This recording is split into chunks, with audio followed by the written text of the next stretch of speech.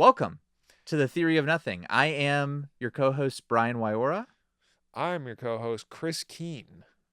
So that was nice and formal. Yeah, you like that? We did well. We wore matching leather jackets today well, for those. I don't know if we did that. Someone might have copied me, I will say.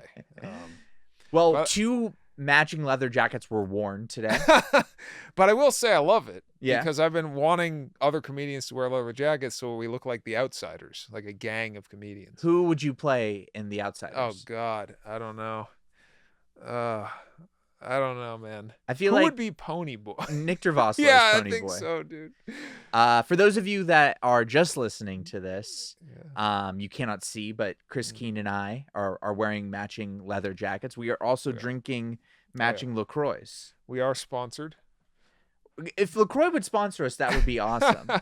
LaCroix, a taste of the finer things, a taste of paradise. Brian loves the finer things. That's something you'll get to know about him.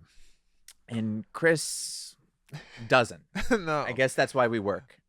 I don't know if they can see this, but above us there are lights with our names spelled out on them. Yes. Wiora and Keene. It wasn't always that way, though. It wasn't. We are in a podcast studio right now in Santa Monica, California. Yeah. And when I walked in, it just said Brian Wiora up on there. Which you were like, "There's something I really like about this. I don't. Let's keep this." When I walked in, there was a moment. I will admit, there was a moment I walked in and I thought, "Hey, this is really cool." And that moment has not ended. Well, it has not ended. And then I thought, okay, we can't do this. That was my thought. It wasn't ever that I didn't want to do this, but I just was like, we can't, you know? I thought I'd come in and my name would be in like little tiny letters next to Brian. Yeah. That's what I was thinking you'd do. But I looked up, this thing is very cool, by the way. But do you know what I just learned about this thing? What? It's $345. Just for that? Yeah. Jeez. I appreciate it. It comes with all the letters? I don't know. It comes with, okay, but it doesn't have enough letters. You have to like buy more letters and stuff. Oh, but they had them for our names. They did. Look at that. I wanted to put the name of our show, The Theory of Nothing. Yeah. Which we should explain at some point what this is. It's not just going to be you and I talking about letters and numbers. We can get to our set list now. We have a set list for this podcast. Although we could just make a pod about us talking about letters, numbers, and leather jackets. I don't want to listen to that pod. I don't think anyone else does either. Okay.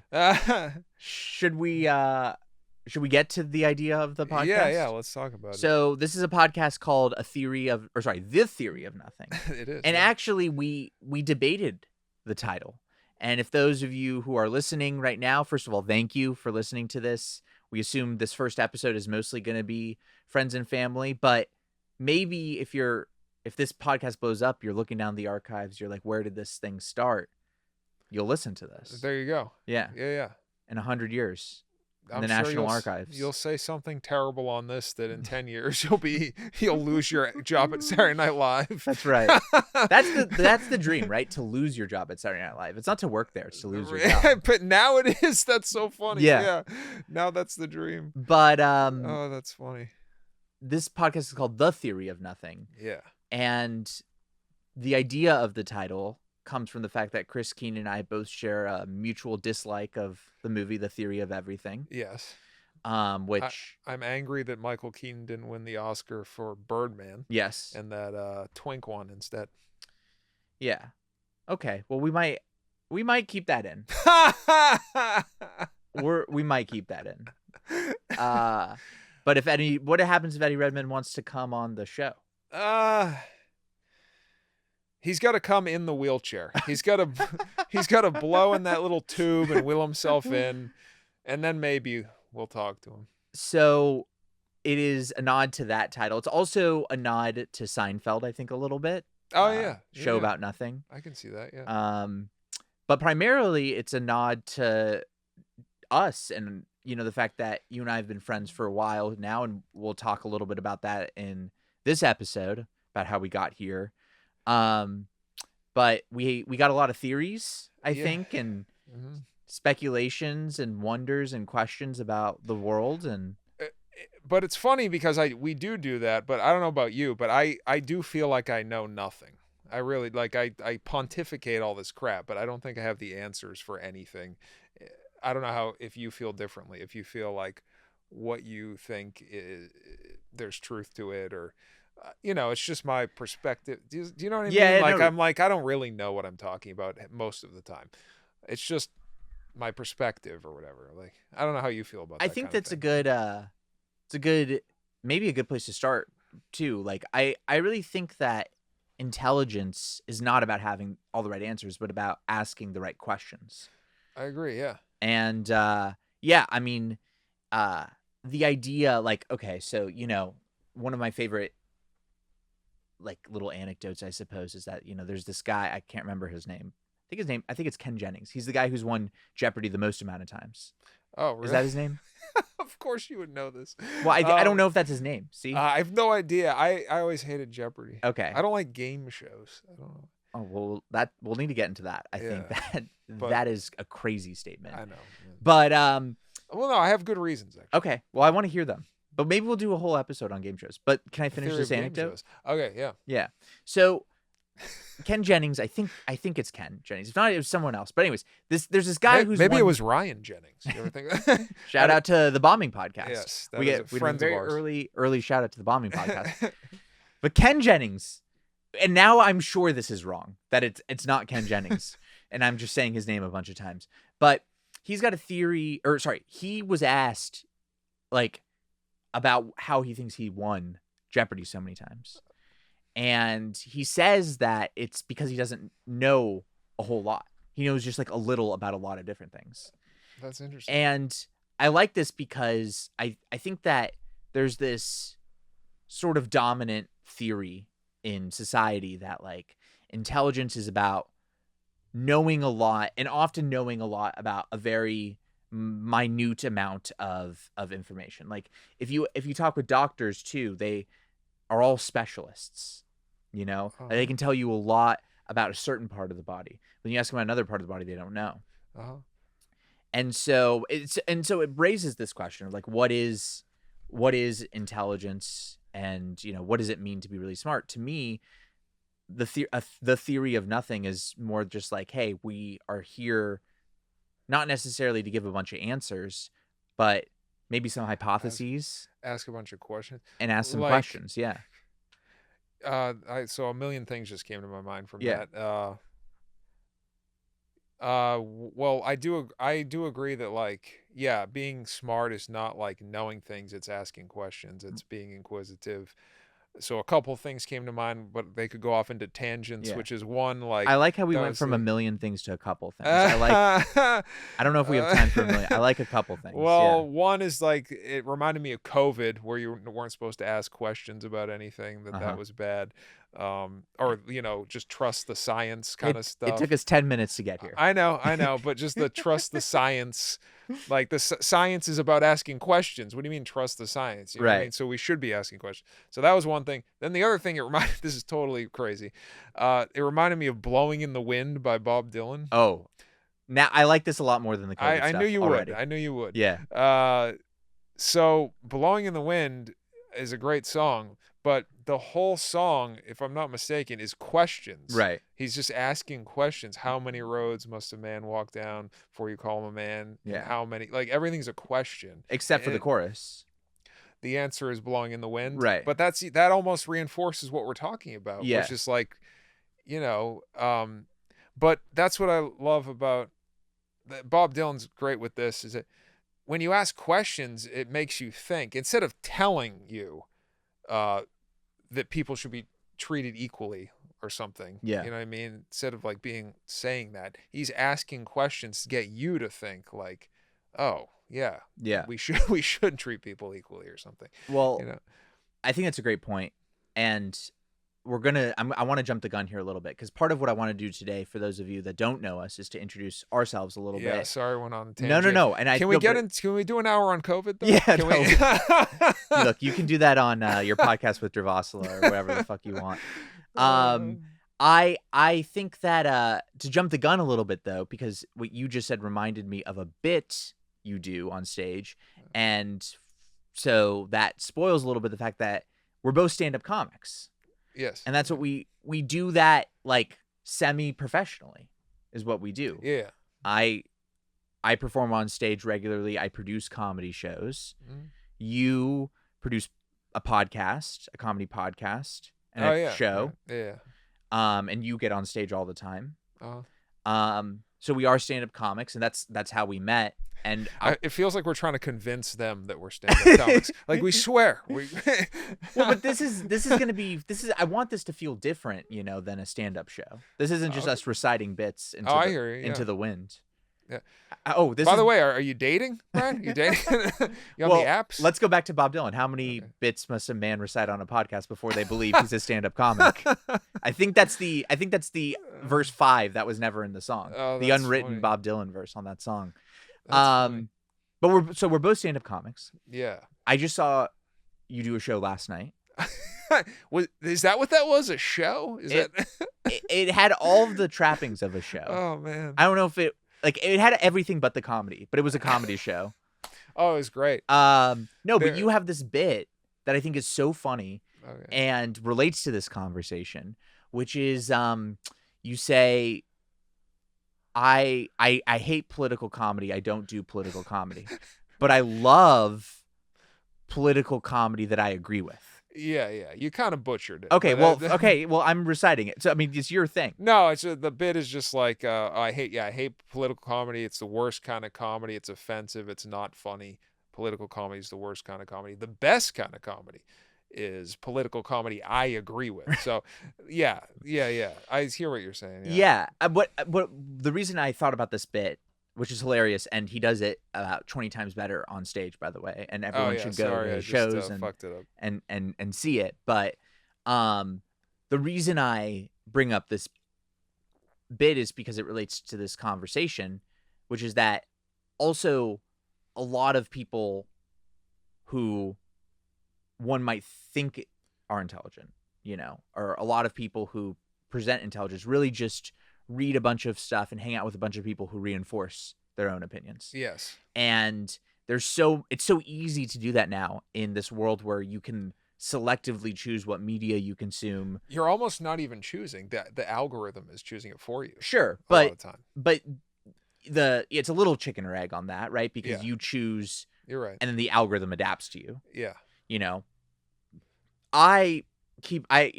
we will probably talk ad nauseum about various political things here. Today was even supposed to be a non-political conversation. It still can be. Yeah. But, I use the app formerly known as Twitter, now known as X, a lot, and I kind of follow everyone on there, on both sides, and I feel like I'm rare in that camp. You are, I think. Yeah. I try to do that as well. Follow people from, the whole spectrum. Yeah. For sure. Yeah, I don't know. People are just sectioned off, and they live in different realities. Like when I talk to certain people, they're literally in another universe. Yeah. Like some of the shit people say to me, I'm like, what world are you living in? Like, just is like, and I think it's because people are just getting completely different information. Yeah. And they're not even bothering to think outside of the box that they're living in. See. No one asks like, well, why does the other side think this? Why do other people think the way they do? They just go, oh, they think that, they're bad. Right. So or they're evil, they're uninformed. If they really knew what was going on. And it's all fucking nothing, It's all nothing. And well, yeah. Yeah, go. I think you and I disagree on these things, but this is great because we're friends. Right. I wish more people could disagree and be friends. No, I think a lot of this stuff is just used to divide the people so that the people really in charge. I mean, you've heard this a million times. That is what I think. I think a lot of this stuff is divisive bullshit to distract you from the fact that 99% of us are getting screwed by the oligarchy. But I know we probably disagree on that. But all this, that's why I get so sick of hearing about gender and race and all this stuff, because it's just to divide people, I think. That's why they push these stupid debates. That's what I think. I don't know. Yeah. And we'll be able to get into a lot of that. I know, I'm sorry. No, it's okay. And I mean, like, look, what you're experiencing now at home, for those of you watching by the fireplace. We're the new fireside chat, by the way. You understand that? We're the new LBJ fireside chat. The families are gathering. No. They're turning the dial to this. Yes, we will be sending your children to war. Well, a war of ideas. Oh, wow. Look at this. There we go. This is the new war. But so what you're witnessing right now, by the way, is a variation of conversations we've had over the past year at various Denny's, yes, in the back of various comedy shows, in parking lots, and at some point, like I think probably a lot of you out there, we just sort of said, "Fuck it, let's start a podcast." Yeah, and unlike a lot of people, though, and I'm proud of us for this, like we actually did it. Yeah, we did. Look at us. And we never really introed ourselves. No, we're going to get to that now. We're going to get to that now. We're going to get to that now. So Chris, why don't we start with you? Okay. And why don't you talk to us a little bit? I mean, the real question here is, how did you get to this moment in your life? It all started with COVID, guys. No, I'm just kidding. How did I get to this? I was a musician for many years. I was in a touring band, didn't work out. You know, we did a bunch of shit. Pretty much my life fell apart. That's how I got here.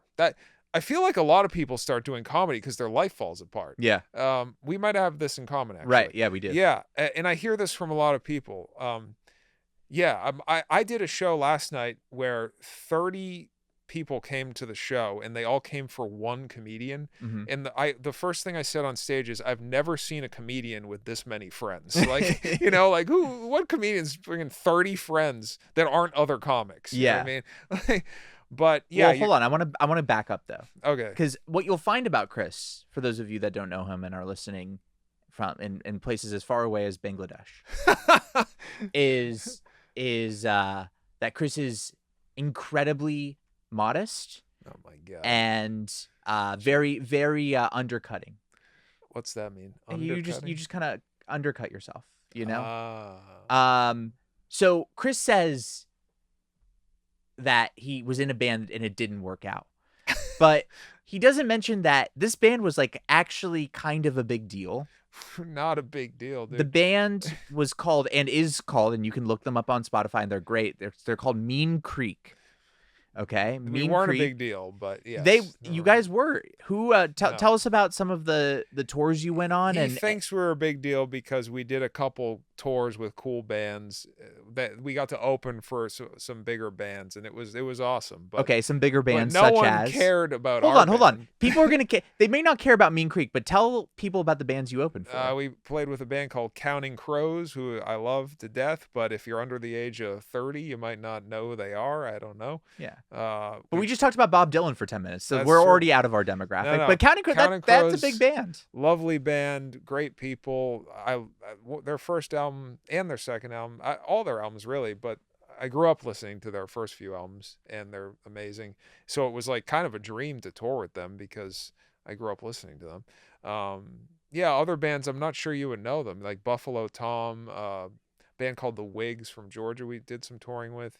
I don't know if you know some of these other bands. They're smaller indie bands. But they're also, so describe for people sort of the genre of music of Mean Creek. Oh, it was just like a indie punk rock alternative band. Yeah.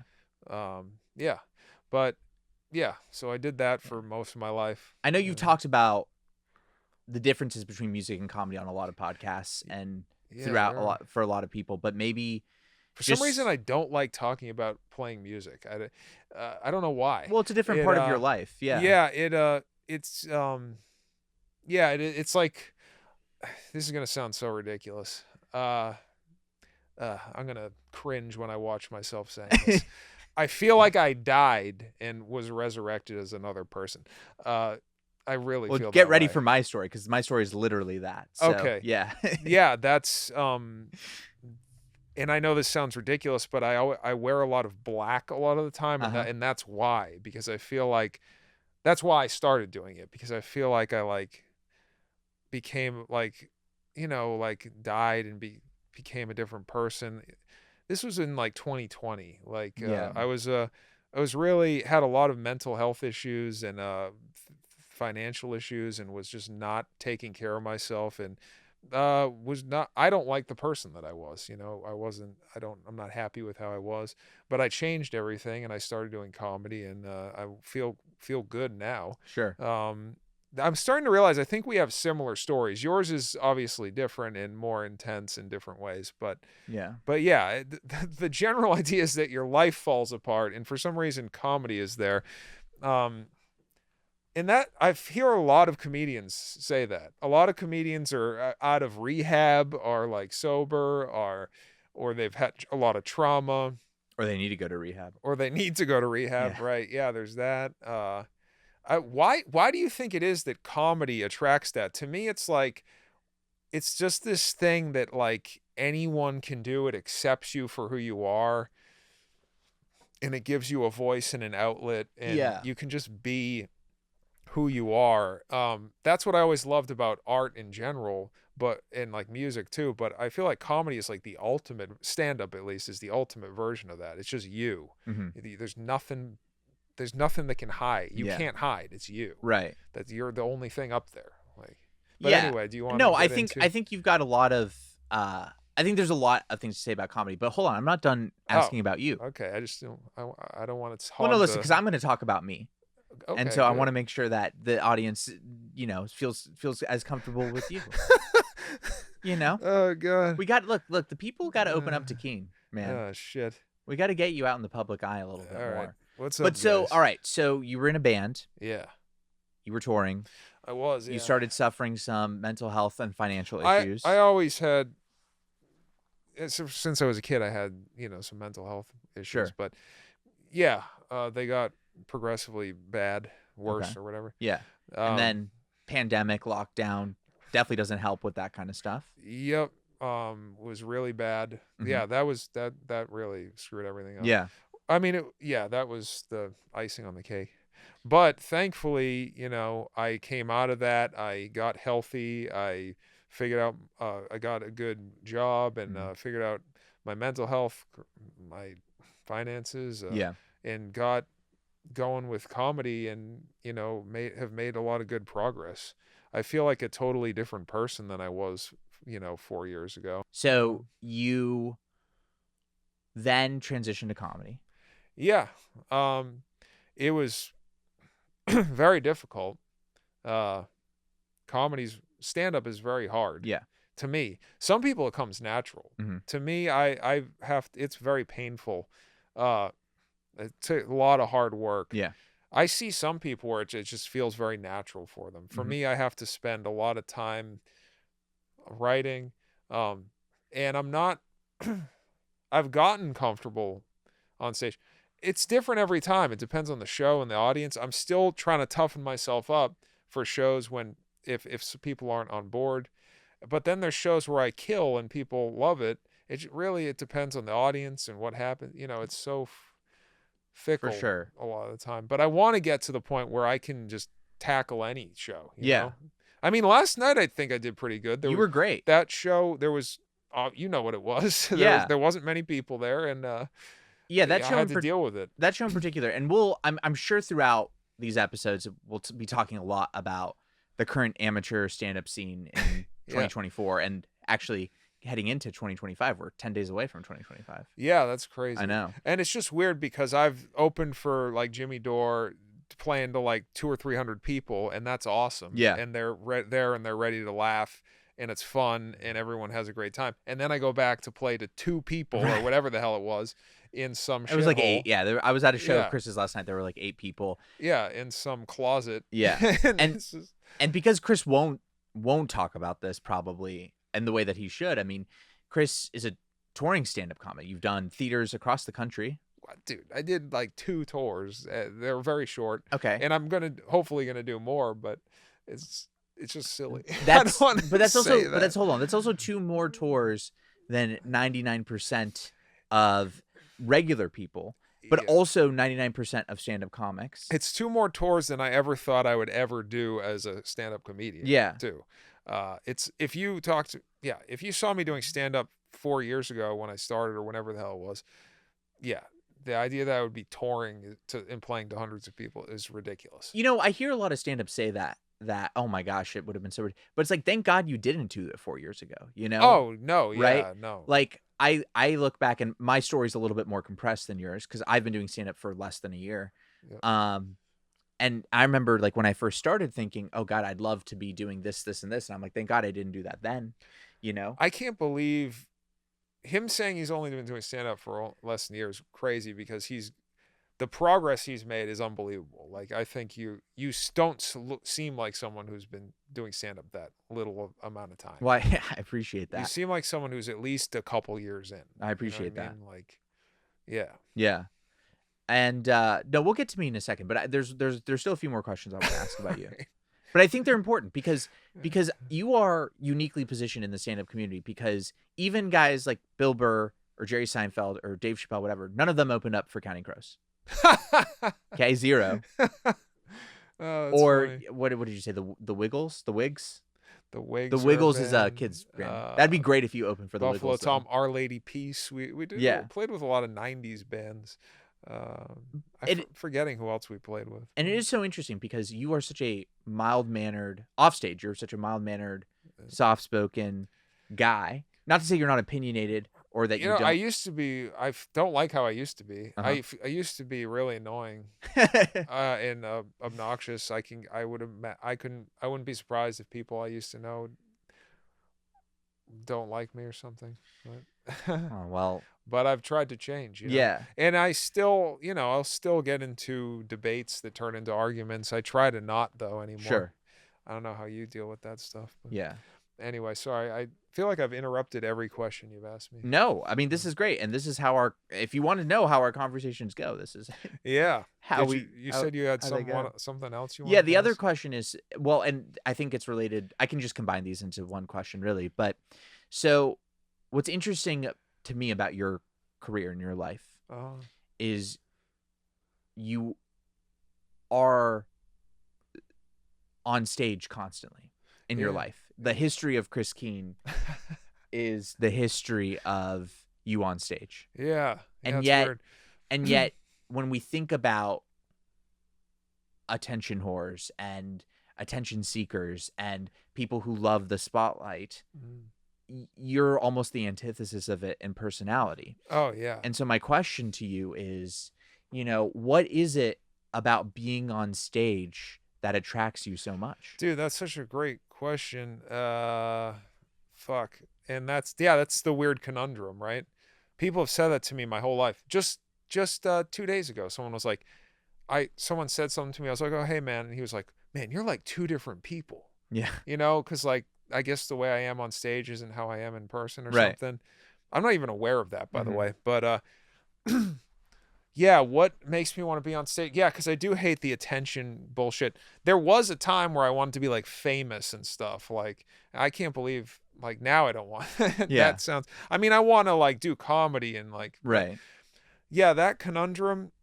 What attracts me? This is the only way I can explain it. And this is what I loved about music.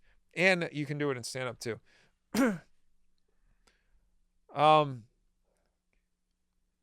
It's a form of communication and expression that's different from just like a normal conversation. Like, and that actually that's the theme of the podcast today, right? Theory of artistic expression. Yeah. That's why. Expressing yourself artistically, even though I kind of laugh when we call stand-up an art because we're doing dick jokes and talking about bullshit, but no, it is an art. I'm good at interrupting my own points. This is good. Yeah. It's just I always have trouble, like I am right now, communicating in real life, in conversation. I get shy a lot with people, especially if I don't know them. And I've always found it easier to communicate through creativity, whether it's music or comedy. And I feel a need to do that. I feel a drive and a need to express myself in that way. Yeah. And that sounds so lame, but no, I think that really is what it is. Yeah. I think some people have that need and some don't. Or maybe everyone does. I think everyone should be creative, even if you're building chairs or something. Sure. Like, it's a great thing. Absolutely. I'm not saying like I'm special and other people. I'm just saying, uh, yeah, it's like a need that I have in here. And when I don't do it, I get very upset. Mm-hmm. I don't know what it is. I need to like express that thing. Yeah. And it's something I can't express in just regular life or conversation.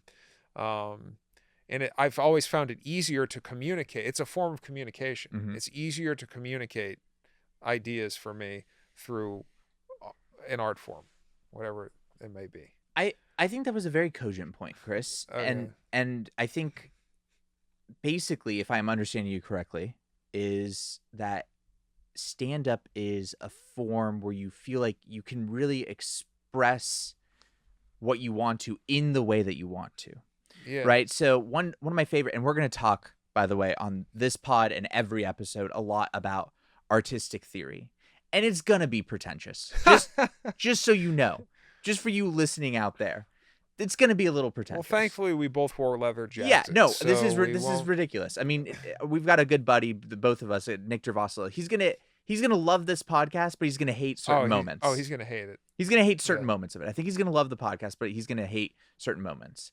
The theory of Nick Gervasila. That's my theory of him. We should FaceTime him on the pod. You want to? No, we'll just have him on at some point. Yeah. But just put him in the corner. Basically, one of my favorite things about artistic theory, and when we look at pieces of art, is that we can basically break down any piece of art, a painting, a poem, a movie, a song, whatever it is, into two separate categories: the form and the content. Another way to think about that is the style and the substance, right? So what's interesting about stand-up for you, it sounds like, is that not only are you able to say what you want substantively, right? You're not only able to say the content that you want to say, but you are also able to say it in the style you want or the form that you want. Is that my understanding of what you're saying? I think so. Okay. Yeah, I think that's it.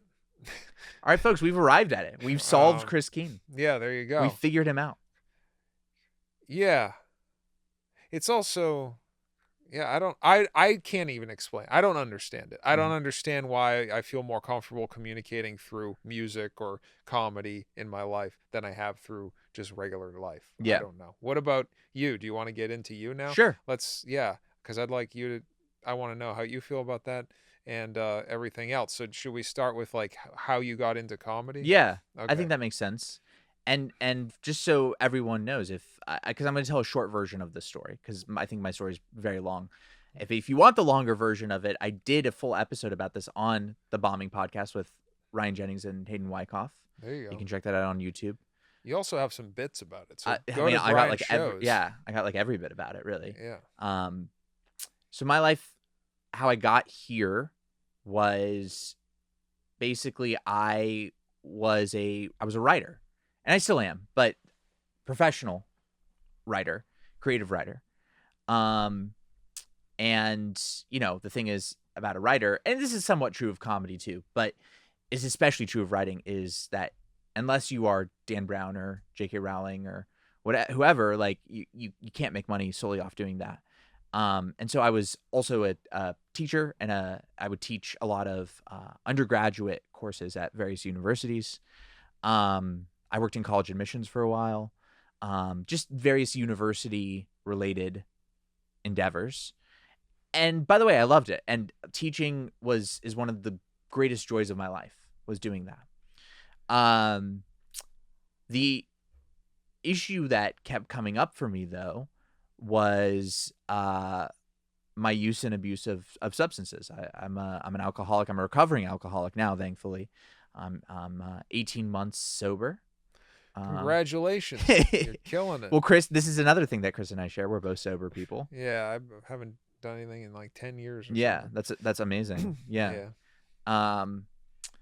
And I really, I think, was always kind of a heavy drinker, but then it's a progressive disease, right? So it got worse and worse and worse. And I was pursuing actually a PhD in creative writing.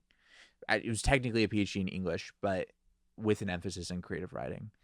And it had gotten to the point where it was just unsustainable. And I kept, going to the hospital. I was hospitalized 6 times in 2 months for drinking. And why you have to have a cooler story than me? What the hell? Look, man, none of this involves the Counting Crows. I'm joking. Go on. Yeah, there was no Mr. Jones. Maybe I was Mr. Jones. I don't know. Yeah. But yeah, I kept, just I was out of control, and there were interventions that were done on me. There was a time I was once kidnapped by a bounty hunter. Oh, what? I don't know if I've ever told you that. What are you talking about? Yeah, I had some people in my life that were very concerned about me, and they hired a bounty hunter to kidnap me. Oh, okay. Yeah. I thought you meant like you owed someone money or like something crazy. No, it was, and that's the interesting thing about my alcoholism and my addiction was people say, oh, you must have been really into the party life. And I was like, yeah, when I was like 24. But I'm 30 now. When I was, the last 18 months of my drinking were very, very sad. It was a lot of me on the couch alone crying. And yeah, it's interesting. I never, even when I was a drinker, I never drank at home. Yeah. I never had alcohol in my apartment. Well, that's, I don't know. Do you consider yourself an alcoholic? No. Okay. Yeah. That's a big sign that you're not I was drinking alone. I was drinking in the morning. I used to wake up every morning and do 4 shots of vodka, Yeah, that's crazy. And then I'd go and grade papers, or I'd go and teach a class or whatever. And that was my day. And then I'd come home at night and black out. And that was like every day of my life. How did you sustain that? Well, I didn't. I couldn't. I was dying. Yeah. And I almost did die. The last time I drank alcohol, I drank 3 handles of vodka in 5 days, and I didn't eat food. Jesus, Brian. And isn't this funny? I did almost die, and I'm very fortunate I did not. And now you drink Coca-Cola and eat Denny's every night. Well, but that's better. Is it better? We call that harm reduction, Chris. Okay, all right. I do like Denny's. It is good. But no, I came out to Los Angeles to go to rehab. And oh wow. Did Nick do that too? Yeah. Wow, that's so weird. You both did that. Well, it's, Los Angeles is such an interesting city, and maybe we should do an episode. We should do an episode called The Theory of Los Angeles. Yeah. That would be fascinating, because I've got a lot of theories about Los Angeles. Coming here to do rehab is hilarious. But there are more sober people in Los Angeles than in any city in the country. But it's just like people usually come here to like chase their dreams. I know. You're coming here to do rehab. That's funny. Well, so for a while, like, it was interesting because I was such a severe alcoholic that nothing made sense to me outside of drinking. Oh. And nothing seemed meaningful to me without drinking. Mm-hmm. And I remember driving to rehab. Actually, I was being driven to rehab.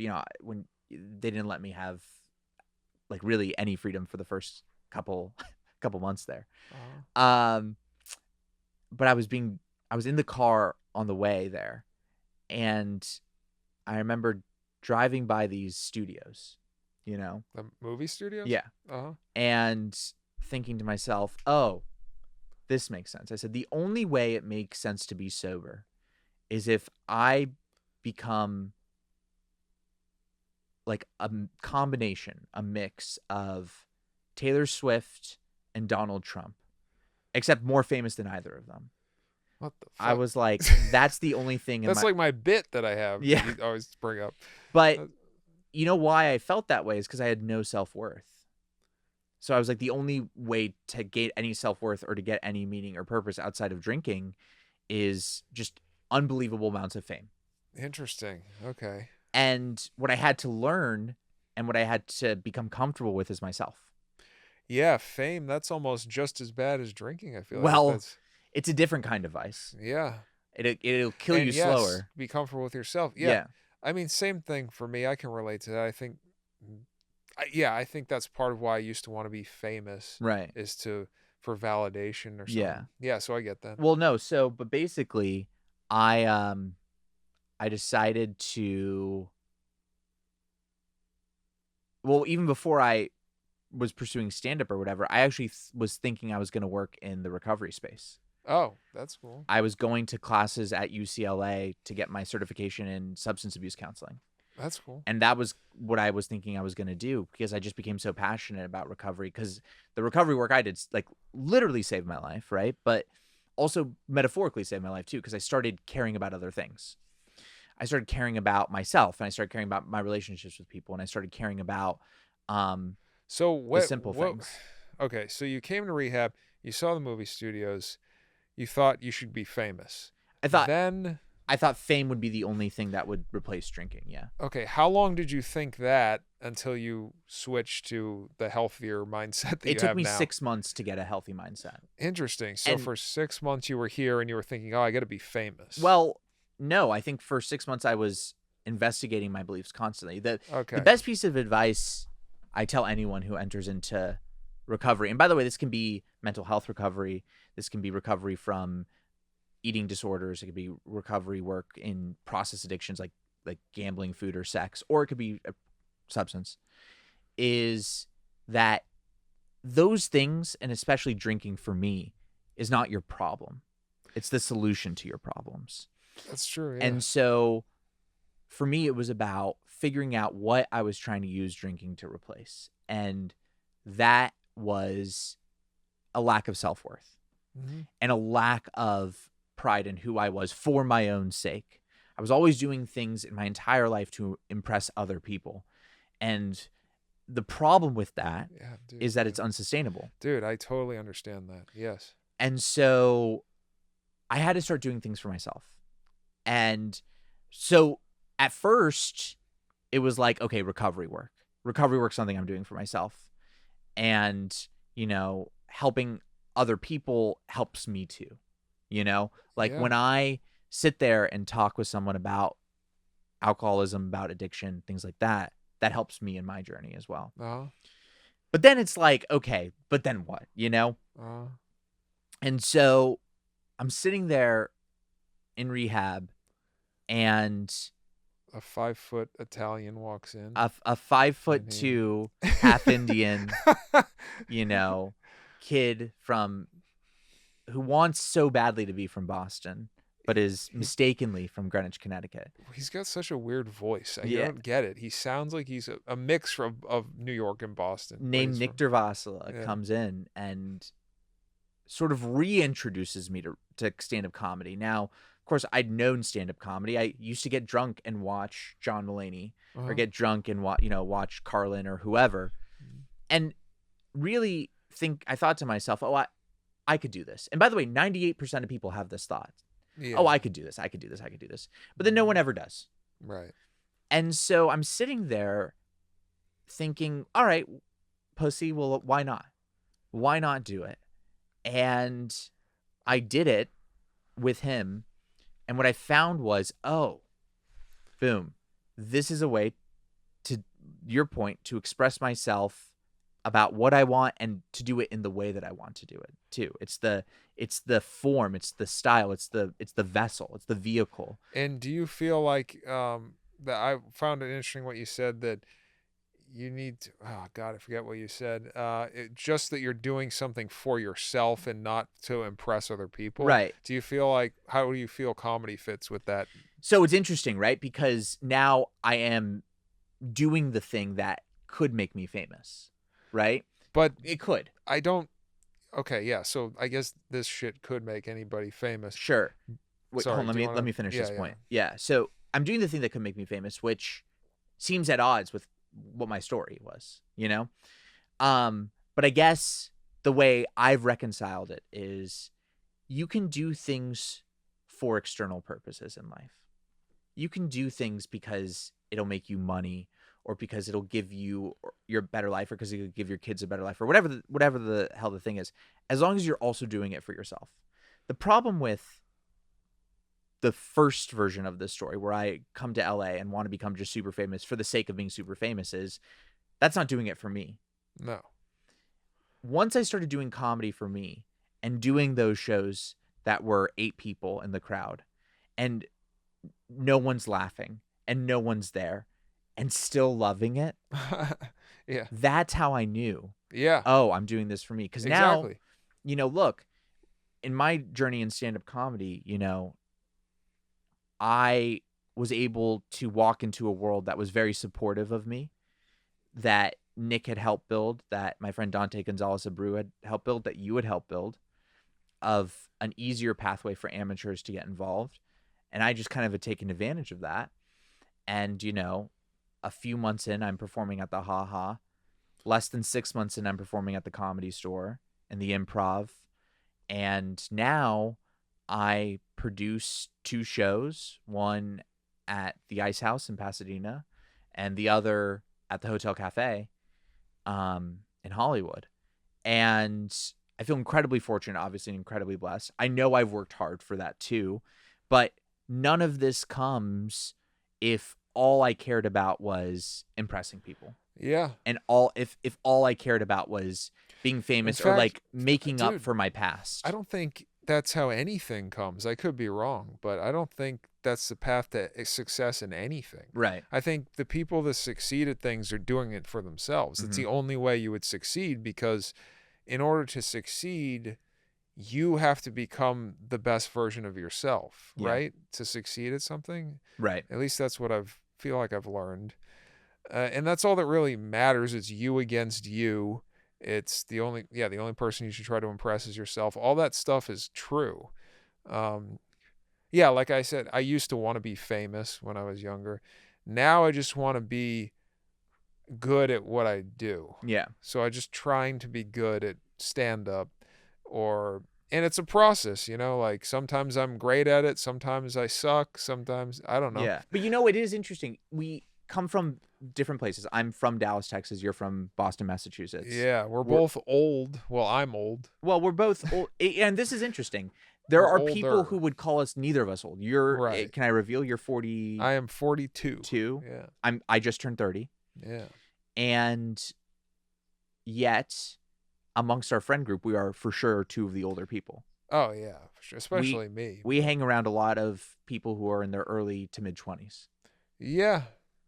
Yeah. And that's weird. To me, it's weird. It's a little weird. You're young enough where it's not weird. Well, I'm also used to. You have to remember, when I was teaching college, I was also teaching that age group as well. Like, I'm used to hanging around that age group. Yeah. But sometimes those guys don't even seem that young to me. It's weird. They're all very mature. Yeah. Not all. 90% of them. 90% of them are very mature. But dude, Misha said he's 22. Yeah. He seems 45. Well, but that guy's like 45 years old. He's an old soul. You know? Yes. But that's what I tell people when they find out we hooked up. I think one reason why this podcast could be good, and I do want to say this publicly, that I think this podcast could be good.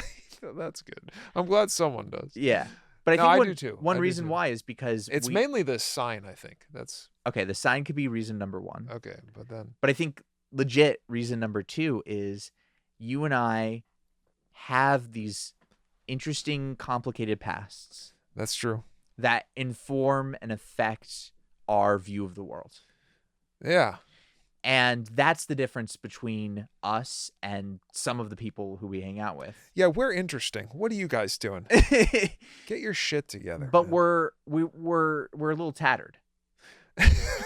A little? Yeah. Some would say a lot. And I think, by the way, there are definitely going to be people listening to this who will think, oh, these guys aren't old. They're very young. There are people in their 60s, 70s who will be listening to this. No. I have well, I don't know about you, but we hang out with a lot of people in their 20s, but I also have a lot of friends that are 30s, 40s, 50s. Yeah. Yeah. I know comics of those ages too. Just from Fourth Wall or my job, so I kind of hang out with both things. But yeah, I know. I guess our general group, which, to be honest with you, and I feel bad saying this, sometimes I feel like I don't fit in it. I love all those people, but I'm like, why am I feel like I'm too old to be hanging out with you guys. Well, You know what this I mean? is an interesting topic of conversation.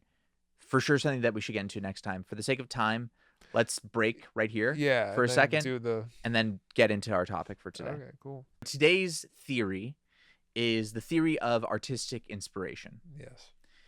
And the way this is going to work is we're going to discuss what we think of artistic inspiration. Like we talked about at the top, we'll talk about different questions we have, maybe some different anecdotes. I had written some down here.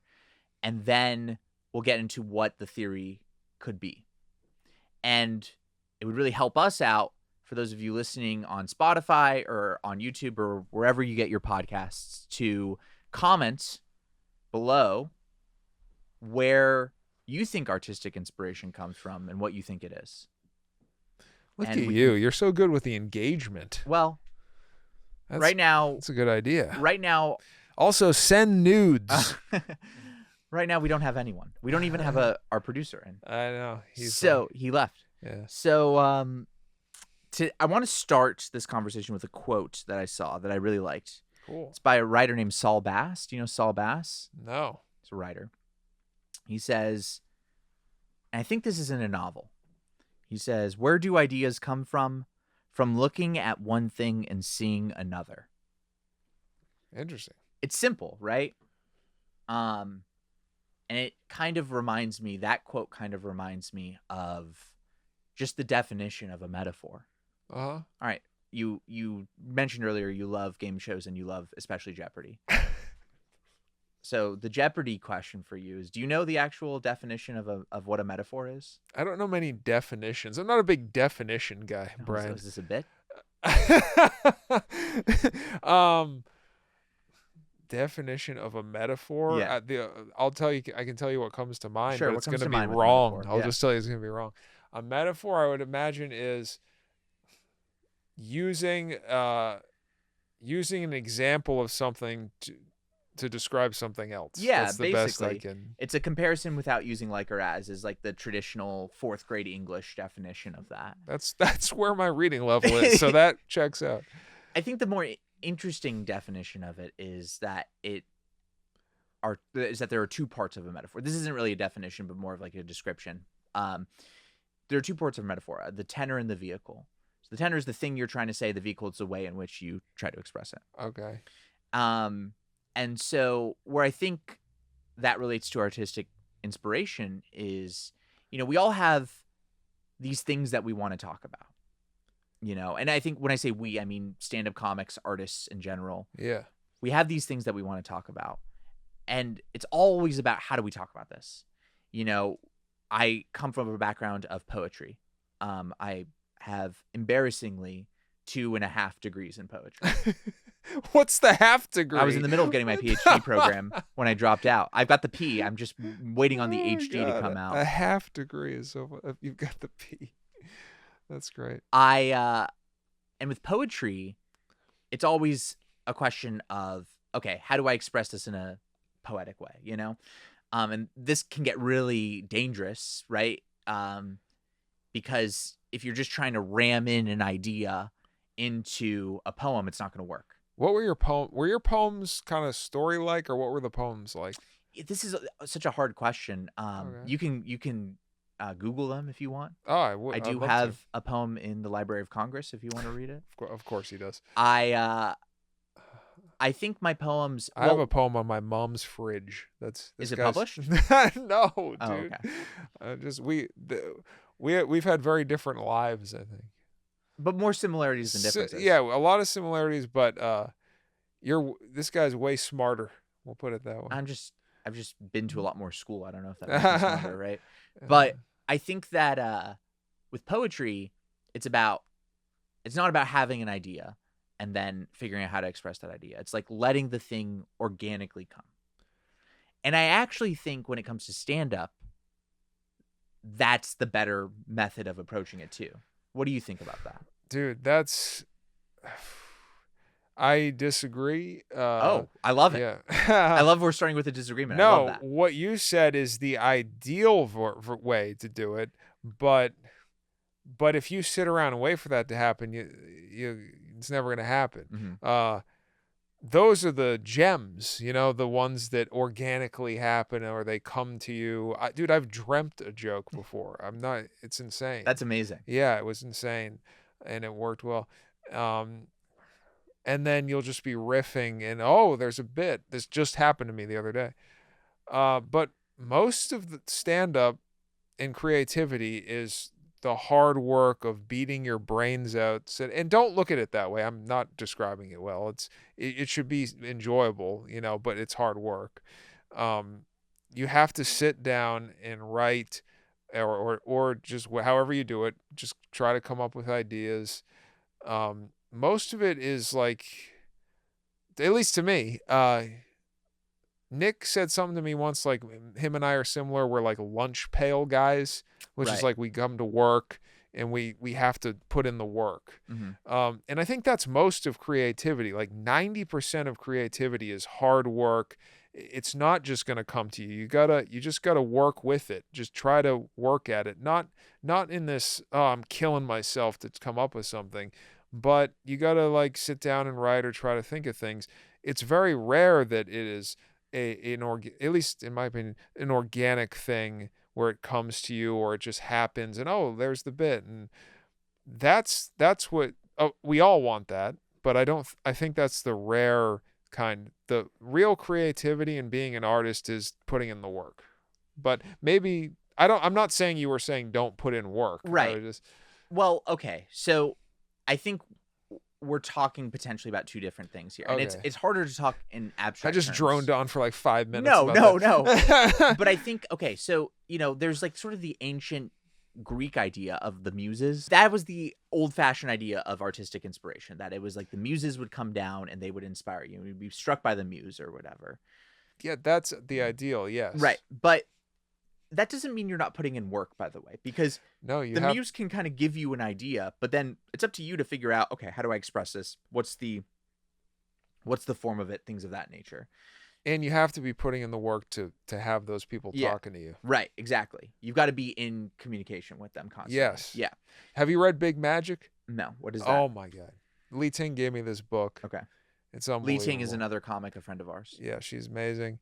Very funny. Check her out. Big Magic. It's all about what we're talking about right now. Okay. Artistic expression, the creative process. And she talks about what you're talking about. Yeah.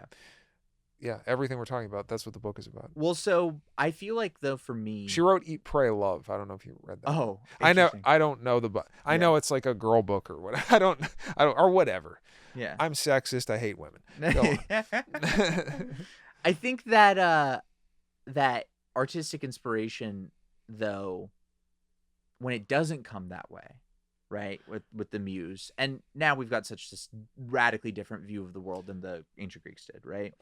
But when it doesn't come that way, then what do we do, right? When it's not coming, when it's not working, and we're beating a head against the wall, what do we do? For me, where I think it really comes from is in a place of, okay, let's look at how other people did this and let's see if we can use their process. Does that ever happen to you? Other people, like famous people? Sure. Like, do you ever have people, and let's focus this on stand-up for just a second, although I'm going to want to go to music in a second, but do you ever have people who, like, you feel like inspire you? Yeah. Like who? For comics? Sure. George Carlin, Bill Hicks, Patrice O'Neill, Norm Macdonald. And yeah, I've looked at what they do. Sometimes you can take a like a joke formula, for instance. You can see how they formed a joke and take that formula and make your own. Mm-hmm. Does that make sense? Yeah. Like, I've done that before. Yeah, like writing out someone else's bit and being like, how does this work on a structural level? Yeah, right. That's like a structure thing. Yeah. Like, oh, he structured it like that. Oh, I could structure a joke like that. Yeah. I feel like that works in a lot of genres, by the way. Of it does. Yeah, of course. Music for sure. Yeah. Like, how many songs have like 1-4-5 chord progression? Yeah. It's like, yeah. Yeah. It's like, do you know that the 4-chord song GCAD, the what do they call this? Something of Awesome? I think I know what you're talking about. Yeah, where they just play every song Yes. ever, and it's like 4 chords. Exactly. Yeah. No, the ingredients are the same, but I think, when we talk about artistic inspiration, and whether it's comedy or poetry, for me, the question always seems to devolve into what happens when you hit writer's block. What happens when you're not able to make a bit work, or you're not able to make a poem work, or whatever. And I think the natural impulse is sometimes to abandon it.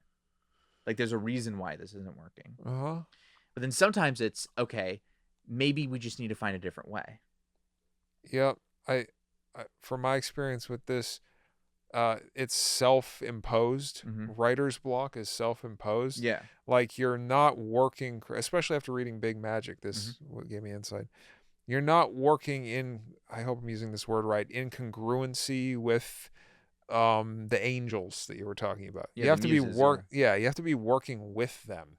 Usually if you have writer's block, you're like trying to like fight against, it's like you're fighting. Right. Instead of letting it happen and working with creativity. You're like fighting for it. Sure. Like, that's not the way to do it. You got to work hard, but you shouldn't be like, I don't know how to explain it. Yeah, I think that, okay. And it's bad self-talk. You're telling yourself, oh, this isn't good. I'm not funny. I can't write. I don't have ideas.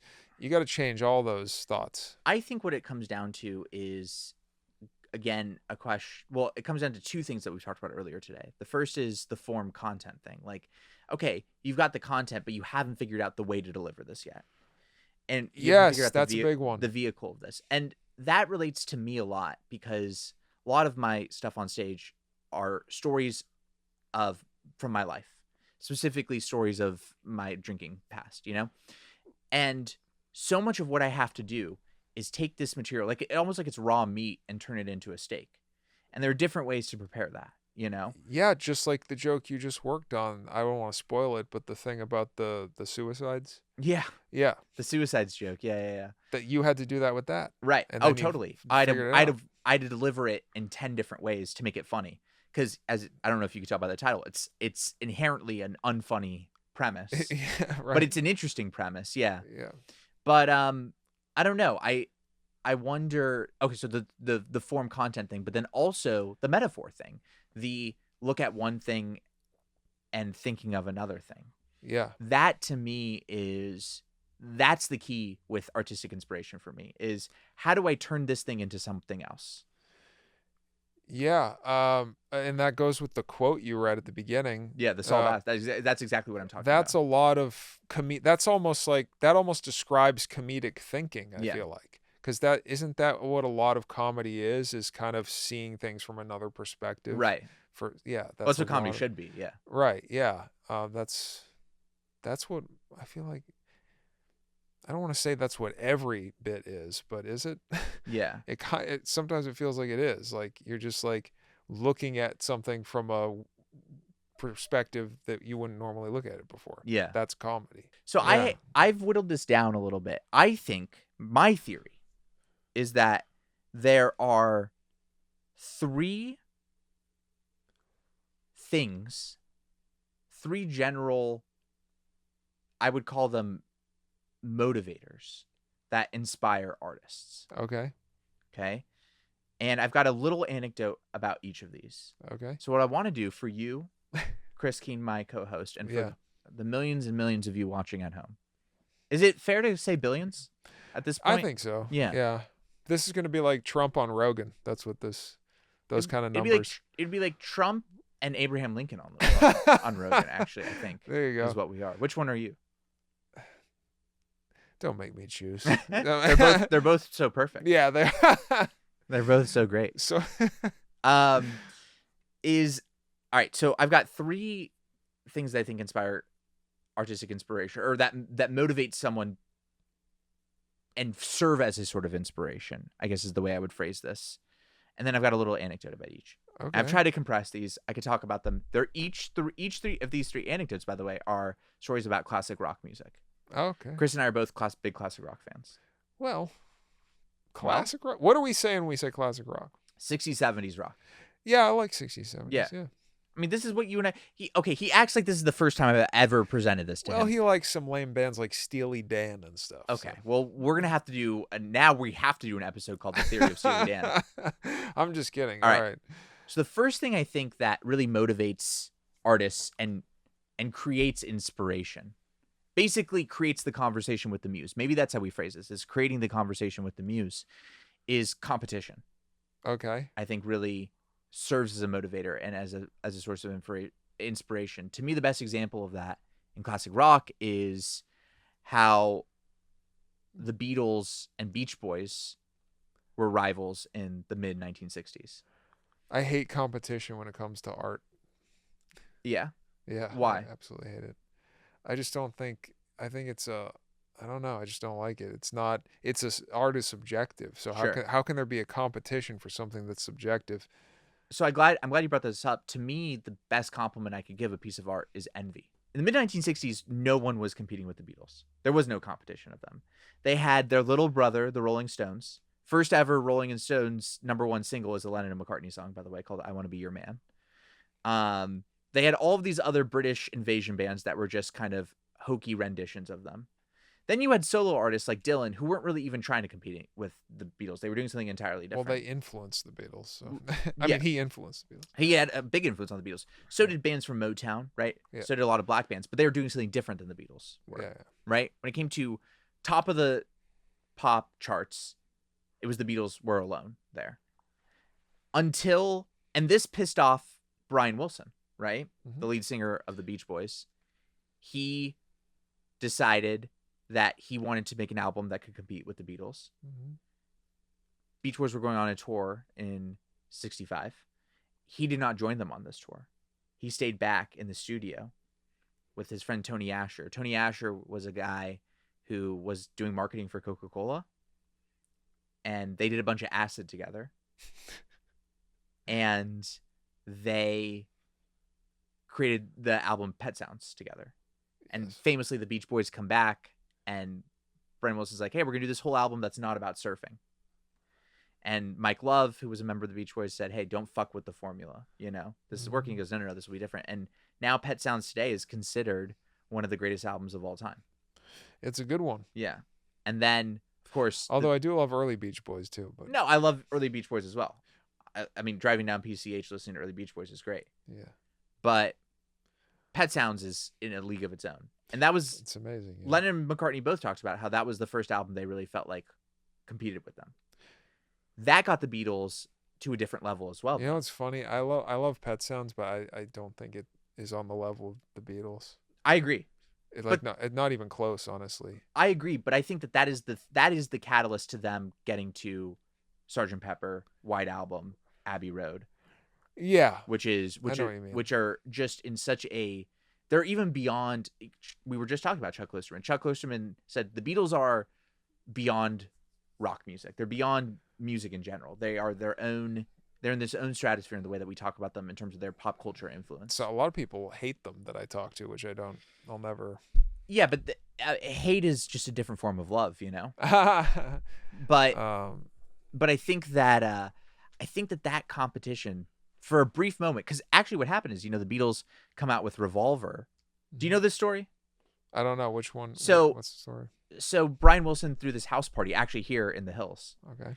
And Paul McCartney showed up, and he was like, "Hey man, you know, hey Brian, we loved Pet Sounds." And Brian Wilson, who was such a fanboy of the Beatles, was like, "Oh, this is so great." He goes, "Actually, I've got a demo of our new album. Do you want to listen to it?" And they went in this back room of Brian's house, and they played it, and it drove Brian insane.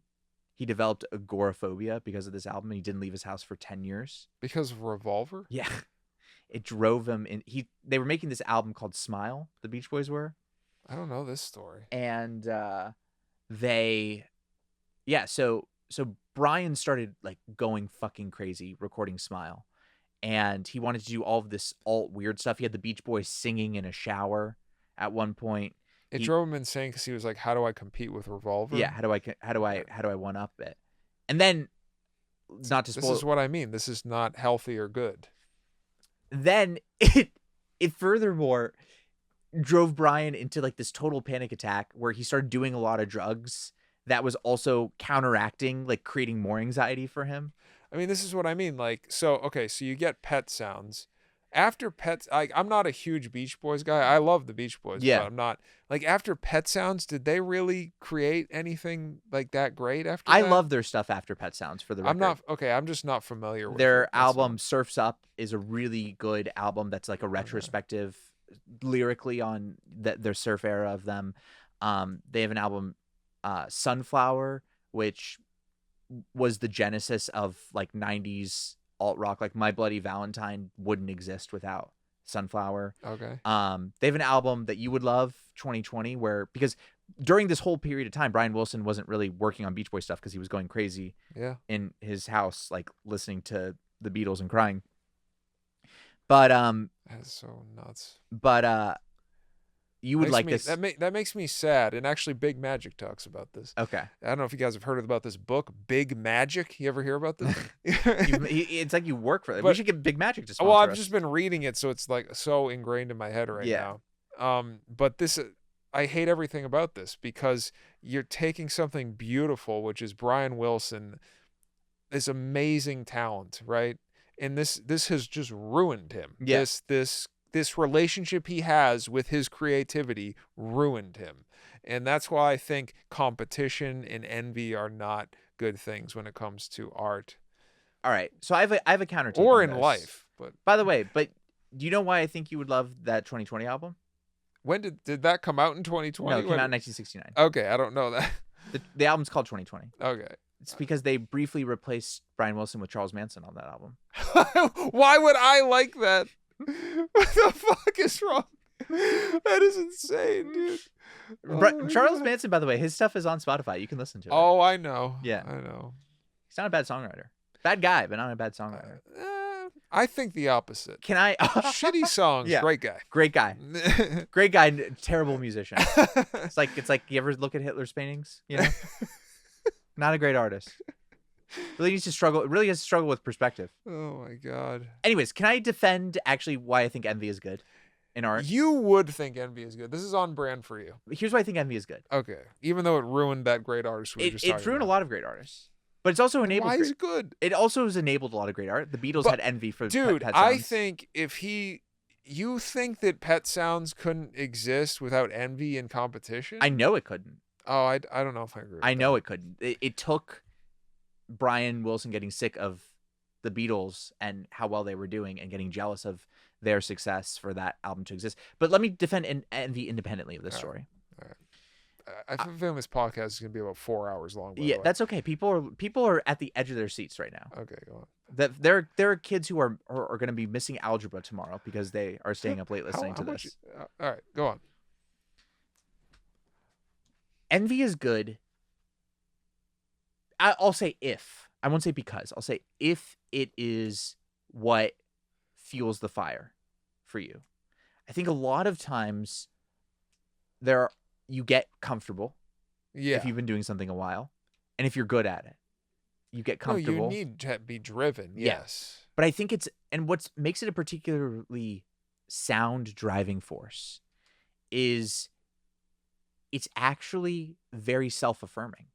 Envy is, hey, I could be doing this, but I'm not. That requires a belief in yourself. But the only person you should be competing with is yourself. You shouldn't be competing with then, other look, people. be envious of your own work then. Yeah, I mean, that's fine. But that can even lead to you losing your mind. If you're like, oh, I'll never make anything as good as that. Or whatever. I think also, like, don't turn to drugs to, solve your problems. Yeah, that'll is a moral. Was Brian Wilson doing drugs? I would have. Oh, big time. And he went insane, and he ended up signing away the rights to his life to his psychiatrist, who was very manipulative. There's a whole sad story with him. Yeah, that's not good. But the point is, I think that, and by the way, I think this applies to people who aren't even artists too. That if you feel like someone is doing something that you could be doing, go do it better. That's a great point. Listen to him. That's good. That's very That's true. where I think is envy. That's why I think envy is good. Yeah. Everything's good in moderation. Sure. If you're staying in your house for 10 years, it's not good. If it's getting in the way of your work instead of fueling it, it's not good. And so I guess, life is about balance. Every aspect of life is about balance. But you agree that like a little bit of competition could be good. No, not in art. I don't like competition. You just said that my belief that if competition, you shouldn't compare yourself to other artists. Okay. Ever. But do you think you can use other artists to make your work better? Yes, you can get inspiration from other artists. Yeah. You can be inspired by what other artists do, but it's very unhealthy to sit there and be like, oh, fuck, he's better than me, or he did that before I did, or that's unhealthy. But that's what we're talking about here, is about inspiration. I think envy as a form of inspiration. I could be doing this, therefore I will do it better. So, because there's a distinction between awe. Hold on, let me finish this point. There's a distinction between awe and envy, right? What does that mean, better? That's the problem, is that that works for Michael Jordan because it's a sport. And I've had this argument with Nick Dervasla. He thinks stand-up is a sport and a competition. Does. So does Luke Robert. And I'm like, no, it can't be, because it's subjective. So better, what does that even mean? You know what I mean? Let's turn this back to self-worth for a second. You feel better about it. Yeah, well, that's what I mean. If you're in competition with yourself, if it's for you, then yeah, that's good. Yeah, but if it's oh, Nick's funnier than me, I'm mad, which I am mad that Nick's funnier than me. But okay, let's use that's not healthy. Let's use Nick first. So Nick writes a great joke and it kills. Mm-hmm. How does that make you feel? Dude, I fucking hate him. No, I'm happy. I'm happy for him. But no, look, we're all human. Right. There's times where I've seen somebody kill Nick or someone else, and I'm like, fuck, man, like, I just can't do that. Yeah. Like, why aren't I doing that good? Mm-hmm. Why did he do better than me? Yeah. I have those thoughts, but it's certainly, I don't think they're healthy thoughts. Sure. So yeah. So I actually think, though, Chris, that you've come to my side a little bit more in this conversation. Why? I do. Why? I do. Because I think your opinion is that you can use the success, and not the success for its own sake, but the form by which the success took. So, like, if it's a great joke or if it's a great song by another artist, to help inspire and fuel your own art. Yes. Okay. I think that's more compromise than you were willing to make at the beginning of this. Okay. No, yeah, maybe we just weren't communicating well on it in the beginning, but I think I thought that in the beginning. Maybe not. Chris thinks envy is great. That's my answer here. But okay, look, I like that. Maybe you were thinking of envy in different ways. I think you're thinking of it as you see someone create a great piece of artwork and you're envious because you're like, oh, I want to do that. Yeah. You're not envious like, I'm fucking mad that guy can do that. Yeah, for sure the former, not the latter. Okay, I agree. Okay, then that's the miscommunication. I like the first version. Envy to me is I see someone do it, I want to do that. That's positive envy. And that's what the point of the Brian Wilson story is, though. Like, Brian Wilson sees the Beatles do Rubber Soul and is like, fuck, I want to do that. Makes Pet Sounds, then the Beatles make Revolver. It's unfortunate what happened to Brian afterwards, right? But that's a different conversation. Because of what these happened between Brian Wilson and the Beatles, we got 3 great albums of classic rock. But he went to the latter definition of envy, where he went into this other thought process, which for him seems like it was like, oh, I can't do that. I'll never be able to do that. That seems to be his. Oh, interesting. Process. Yeah, I suppose actually that is the conclusion of that story. You know what? You've changed my opinion on this. But that's good. That's why we're having this conversation. I think you're right. I think it started as we could call it productive envy. Yes. And then there's unproductive envy. And then it twisted. Yeah. Holy shit. So you just got to be careful. Guys, we are modern day philosophers here. That is incredible. Okay. So what we found is that there is a form of productive envy. Yes. Okay. Yes. I like this. There's productive competition. Yeah. You're productive. Right. Okay. No, you're right. That's a great. Yeah. If I see Nick kill and it inspires me, like, you know what, I want to do that. Yeah. I can do that. But if I see Nick kill and I'm like, I'll never be able to do that. Fuck Nick. Right. Why is he that's not good. Okay. I like this. Yeah. So I have 2 more things that I think are motivators for inspiration. I like how Nick is our peak of comedy Yeah, on this podcast. Nick is fine.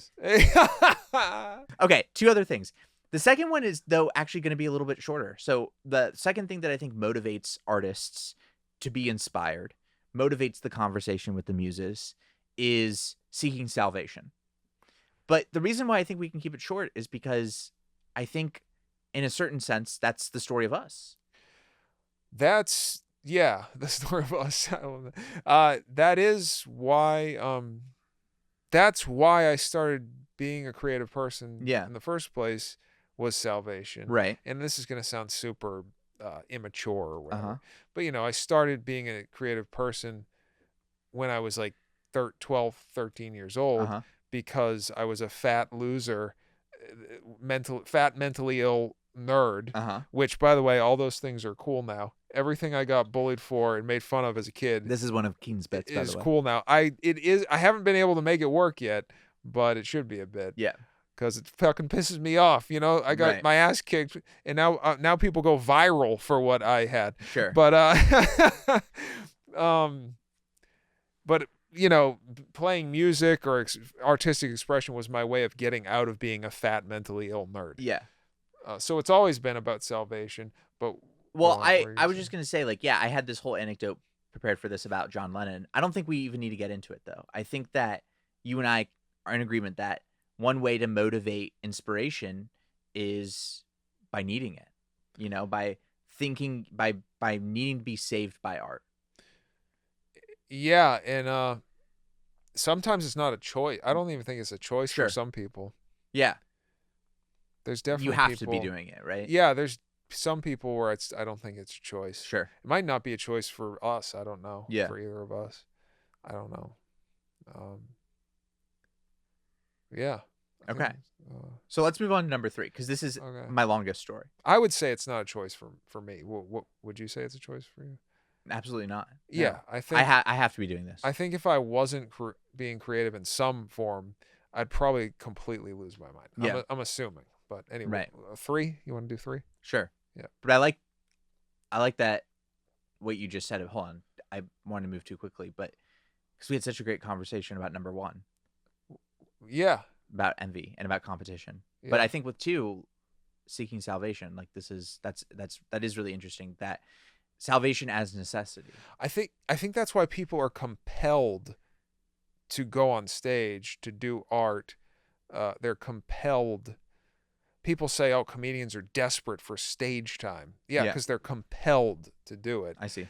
And maybe that's why the entertainment industry is so like cutthroat and like shitty and competitive, because these are like, this sounds bad, but it's almost like desperate people. Yeah. Because but I think we do it in a healthy way. Mm-hmm. I don't feel desperate anymore. I'm just compelled to be creative. Right. I don't care about.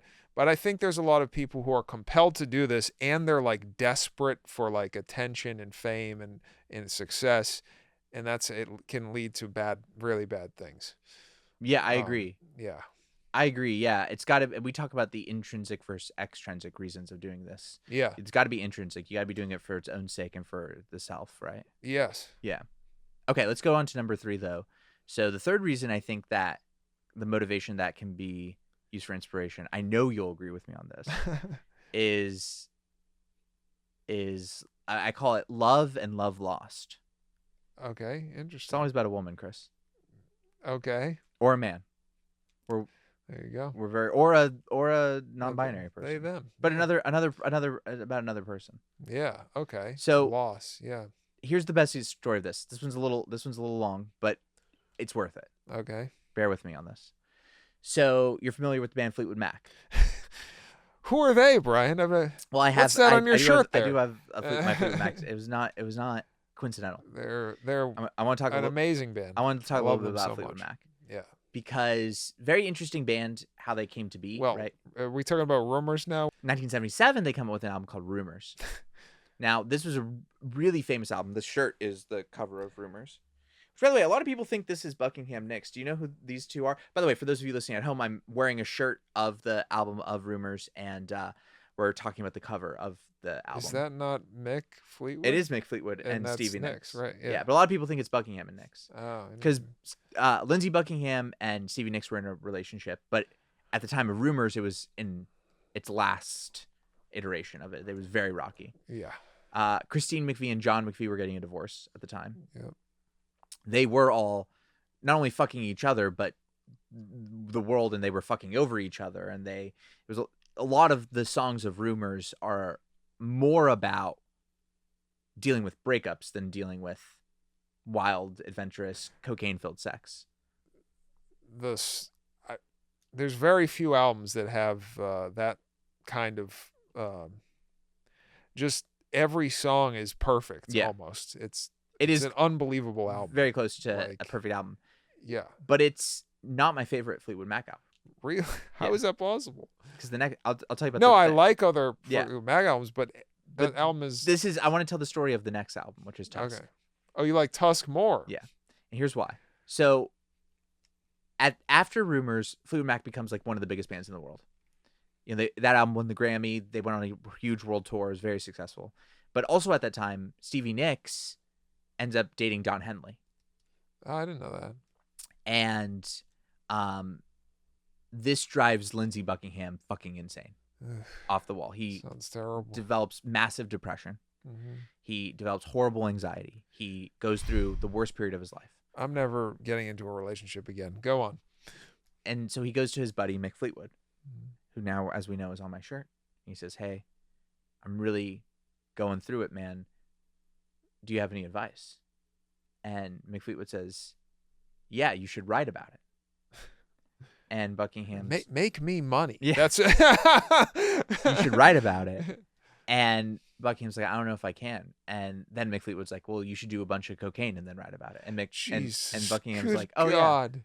Yeah, that makes sense. That makes sense, right?" Why didn't I think of that? So they make this album together. Mick Fleetwood and Lindsey Buckingham make an album together, which is a part of the album Tusk. But it's literally them on a bunch of cocaine, banging a drum, and Lindsey Buckingham screaming into a microphone about Don Henley.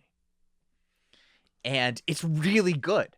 I fucking love those songs. But anyways, the point is that, so Buckingham goes absolutely nuts during the making of Tusk, because the rest of the band comes back and Buckingham is just on one. He is drug fueled. He the stories of the making of this album are some of my favorite stories. And the fact that this hasn't been made into a biopic, but like the dumb fucking Queen one or Elton John or Elvis ones is just out of control. Well, there's a documentary about Rumors. Yeah, but the Tusk documentary would be much more insane, because Buckingham's like literally going insane. He puts on a mic and records himself cutting his hair with nail clippers for hours and hours. He makes the group wear a bunch of ponchos and roll on the floor because he wants to get the sound of ponchos rolling on the floor. Jesus God. He literally puts a tissue box on the drum and bangs on the tissue box to show how distressed he is about the loss of Stevie Nicks, who's right there in studio with him, by the way. Yeah. So why do I bring up this album, and how does this relate to artistic inspiration? Yeah, that was very long-winded. This better have a good punchline. It does have, I mean, it's a Wiora bit, so it's going to be a long premise and a long bit to a punchline. Yeah, how does this relate? So when I write bits and when I was writing poems, I think a lot about Buckingham and Tusk, because he's writhing and groveling and just in a state of mental abyss. Yes. And he harnesses that to produce his music. Okay. And that is, if I wanted to have like a philosophy of that, is I've gone through an incredible amount of grief in my life, as have you. And so it is for me about using that grief to create art. And that sometimes that looks like me creating some of the greatest songs of all time, and sometimes that makes me look like I'm using nail clippers to cut my hair. Right? Okay. There's the duality that exists in that. Yeah. But what I appreciate about this story is you can make it work collaboratively and through editing and through a lot of different things there. And I think that love lost and just the loss of anything really can be one of the greatest and most inspiring things. Yeah, it inspired things I've done in the past. Right. But again, and here we go. This is funny. This is like an overarching theme. So you don't want to be that. You don't want to be Lindsey Buckingham doing that, though. I don't think you should be that. I don't think, what I should say, I don't think you need to be that to make great art. You don't need to be the tortured artist. And I'm realizing there's a common pattern to this whole conversation, which is that, like, there can be a lot of really unhealthy aspects of being a creative person. Yeah. Yeah. Like, and I have done all of them. Right. In my decades of being a creative person with music, comedy. And I'm starting to realize, actually very recently, over the past year, but definitely over the past 4 or 5 years, but certainly the past year, that a lot of these things, the tortured artist is not the way to go, I don't think. And I don't think you have to do that to create great art. And it is destructive. Maybe you'll get a Pet Sounds, but then you're going to be locked in the house for 10 years. Why not get, I don't know, just imagine what Brian Wilson could have created if he didn't do that to himself. You know, we've probably been robbed of great art there. Yeah. And sure, we have Pet Sounds, and it's one of the most amazing things I've ever heard in my life. But the guy's a musical genius. Like, who knows what he could have created? Yeah. I would like to think he wouldn't have to lose his mind Yeah. to make great art. So, and I don't think you should want to lose I'm not saying that you want to lose your mind. right. You don't need to be torturing yourself to. I think this is what you just said. A little bit of torture is good, Yeah. though. I don't, just like with the other thing, a little bit of envy. Like, it's all how it's done. But Yeah. what were you saying? I think you're right to arrive at this question of what are we willing to do for our art? Yeah, you shouldn't destroy yourself. Even though some of the greatest artists to ever live destroyed themselves because of their art. Yeah. But maybe it's because I'm getting older. I don't know that that's, and we romanticize that when we're young, the 27 Club and all this bullshit. Kurt Cobain, Jimi Hendrix, Janis Joplin. And in stand-up, Mitch Hedberg and whatnot. Mitch Hedberg, Bill Hicks died young. Yeah. It's not, just think of the art you're getting robbed of because of drugs, because of people torturing themselves. Like, yeah. Those things are good to a certain extent. You're heartbroken. Yeah. That can make you write a great album or joke or whatever. Sure. But don't be the tortured artist. I don't think that that's the way to go. Even though sometimes I still feel that way. You know what I mean? I do that to myself sometimes still. I think you've hit on this. I think it's not about torturing yourself, but about motivating yourself. Yes. Right? Yes. As opposed to like cycling and groveling and obsessing and focusing. It's about taking all of these emotions and these sentiments and expressing them. So this is what I think we should do now. Let's think of some, and hopefully we'll be able to think of some. Let's think of some Pet Sounds like pieces of art that were created without that bullshit where some guy lost his mind or killed himself afterwards. Okay, you want me to come up with a? Here's one. Go. Bruce Springsteen, Born to Run. Yeah. Look, I'm sure that guy Springsteen toiled away for years and killed himself writing songs and all that. But he didn't you know what I mean? He didn't lock himself in his house. He didn't commit suicide. He's still a functional human. He does suffer from depression and things like that, but who doesn't? Right. But that's, I don't know. That's maybe one example. Yeah. I mean, look, I think there are artists who ended up dying later, but I mean, the one good story I had in here that I didn't tell was the story of John Lennon's last album, Double Fantasy. I love Double Fantasy. Yeah. Yeah. But that's one where he had this checkered past or whatever and created this beautiful piece of art about his wife and about his kid and about all that stuff. So there definitely are stories about this. Other pieces of art that are great that didn't destroy the person that made them. I think there's a lot of examples. There's a lot of of that. examples. I mean, Steven Spielberg seems to be alive and well. You know, there's great artists that don't destroy themselves, right? And they still create masterpieces. Yeah, but I think the purpose of the Brian Wilson story and the Lindsey Buckingham story were not that these artists destroy themselves, but rather that they were able to harness whatever emotions or sentiments they were feeling and express in the way they expressed it. You're right. And that's a positive thing. Yeah. But I think people can fall into a trap of being the tortured artist. I agree. So now we're going to end the episode. The way we hope to end each of these episodes is, what is the theory? What is the theory of artistic inspiration that we've arrived at today? I think it's something you're compelled to do. Uh-huh. And I think you have to be tender and gentle with it, Brian, because you have to tread lightly. It can be a very positive, helpful thing in your life, and it can quickly turn to be a very negative thing in your life. Right. It's all how you deal with it. A lot of it is your own perspective on life and yourself and your art. Yeah. So the theory of artistic inspiration, it's something you're compelled to do, and you have to treat it delicately. Yeah. That's I think the synopsis of what we've learned. I agree with all of that.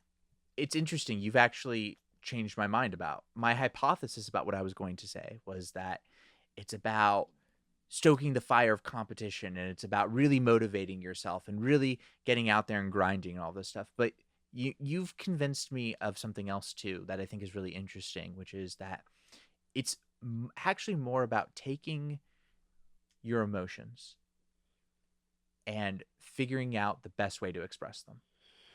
Yeah, that's a big part. When you're inspired is when you are able to do that. Yes. When you're inspired is when you're able to take those emotions and figure out how to express them. And I think I'm maybe just a little turned away by the whole fighting and competition and the fire and all that, because I think I'm learning that can be unhealthy. Yeah. And this book I'm reading that I won't shut up about that Lee Ting gave me is a lot about that. And it's just about how creativity is this like force, right? That's with us. It's something that creativity should be beside you, walking with you. You should be walking together, like holding hands on your journey. Mm-hmm. You shouldn't be like fighting for it. You know what I mean? So that's what I think is the healthy way. Anyway, that's it. No, I think that was great. I think this was a great conversation. Yeah, it was awesome. So what we're going to want you all to do, of course, is let us know if you agree with us. Leave us a note in the comments. Obviously, we would really appreciate if you like and subscribe. But let us know what you think. Also, please email the podcast. We're still actually formulating what the email is going to be, but we would love to hear from you. We'd love to hear your questions. We'll be reading the comments. We'll also have the email listed at the bottom of our Instagram. We hope to get some sponsors soon. And if you're interested in sponsoring the podcast, please either reach out to Chris or I, or DM us on our Instagram page. Yeah, you hear that, Denny's? We're looking for you to sponsor us. Brian, where can they find you? Where can they?